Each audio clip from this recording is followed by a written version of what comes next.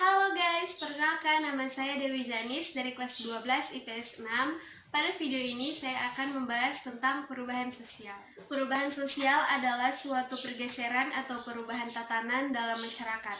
Namun perubahan ini juga dapat terjadi pada lembaga kemasyarakatan yang mempengaruhi sistem sosial, nilai-nilai, serta perilaku masyarakat. Dalam perubahan sosial ada faktor-faktor seperti faktor pendorong serta faktor penghambat. Yang pertama, faktor pendorong yaitu seperti pertama, adanya kontak dengan kebudayaan lain atau kebudayaan asing. Dalam budaya yang masuk dan tinggal dalam sebuah kelompok, hal tersebut dapat menyebabkan terjadi dan terbentuknya interaksi dari budaya. Dan yang kedua yaitu sistem pendidikan formal yang maju. Dengan adanya pendidikan yang maju, orang akan mendapat kemampuan yang didapat secara ilmiah tentang sebuah kebudayaan, apakah sudah sesuai dengan perkembangan zaman atau masih perlu untuk berubah. Dan yang ketiga yaitu sikap orang untuk menghargai karya orang lain. Dalam keinginan yang dimiliki seseorang, hal tersebut dapat kita jadikan menjadi motivasi untuk kita menjadi lebih maju. Selanjutnya, faktor penghambat. Yang pertama, kurangnya interaksi atau hubungan dengan masyarakat lain. Kurangnya hubungan atau interaksi dengan masyarakat lain dapat menyebabkan masyarakat tersebut terasing dari pergaulannya, serta mereka juga tidak mengetahui perkembangan atau perubahan dalam masyarakat. Yang kedua, sikap masyarakat tradisional yang konservatif. Sikap yang enggan untuk mengalami perubahan dapat membawa mentalitas yang buruk, maka kita harus menghindari sifat enggan untuk berubah. Dan yang ketiga yaitu hambatan ideologi. Suatu perubahan akan sangat sulit terjadi apabila berbenturan dengan ideologi atau paham yang dianut oleh masyarakat, bisa juga seperti kebiasaan-kebiasaan masyarakat. Selain faktor pendorong dan faktor penghambat, ada juga bentuk-bentuk perubahan sosial. Yang pertama yaitu perubahan sosial yang terjadi secara lambat atau bisa juga disebut dengan evolusi.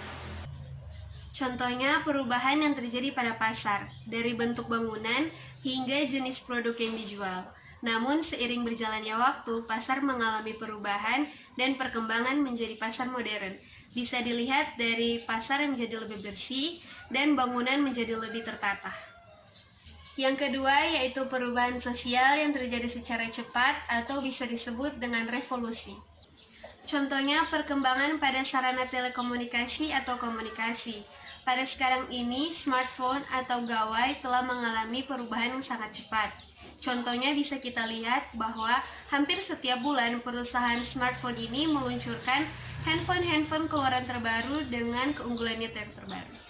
Yang ketiga adalah perubahan sosial dengan pengaruh kecil. Contohnya seperti perubahan pada gaya rambut. Pada dulunya orang-orang sering menggunakan gaya rambut seperti ini, namun gaya rambut pada sekarang ini telah mengalami perubahan menjadi seperti ini.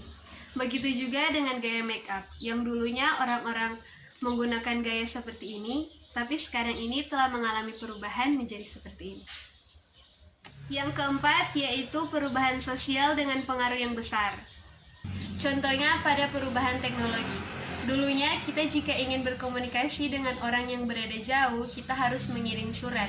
Dan kita sudah mengetahui bersama bahwa jika kita mengirim surat, itu tidak instan atau memerlukan waktu yang panjang untuk sampai pada tujuan. Namun sekarang kita telah dimudahkan oleh teknologi. Kita bisa berkomunikasi dengan orang yang jauh melalui sosial media atau aplikasi yang disediakan untuk berkomunikasi. Yang kelima yaitu perubahan sosial yang direncanakan. Pembangunan jalan dan pembangunan infrastruktur merupakan salah satu contoh perubahan sosial yang direncanakan. Karena dalam setiap pembangunan jalan maupun pembangunan infrastruktur harus diawali dengan perencanaan. Dan yang terakhir yaitu perubahan sosial yang tidak direncanakan. Contohnya yaitu perubahan yang terjadi karena bencana alam. Sekian dari saya, Dewi Janis.